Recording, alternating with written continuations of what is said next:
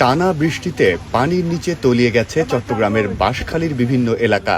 কোথাও হাঁটু, কোথাও আবার কোমর থেকে গলা সমান পানি। এমন পরিস্থিতিতে মাত্র ৮ মাস বয়সী এক শিশুকে বড় একটি পাতিলে বসিয়ে নিরাপদে উদ্ধার করেছে ফায়ার সার্ভিস। সেই ২১ সেকেন্ডের ভিডিও এখন সামাজিক যোগাযোগ মাধ্যমে ছড়িয়ে পড়েছে।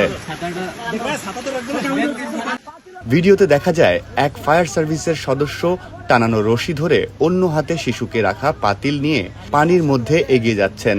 তার পাশে আরেক সদস্য ছাতা ধরে হাঁটছেন যাতে শিশুটির গায়ে বৃষ্টির পানি না লাগে।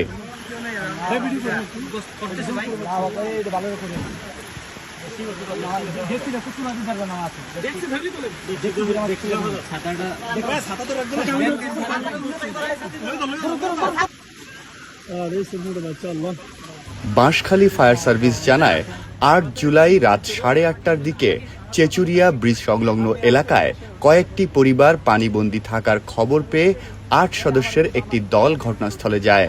সেখানে আটকে পড়া ৫ শিশু ও ৮ নারীকে উদ্ধার করে স্থানীয় আশ্রয়কেন্দ্রে নেওয়া হয়।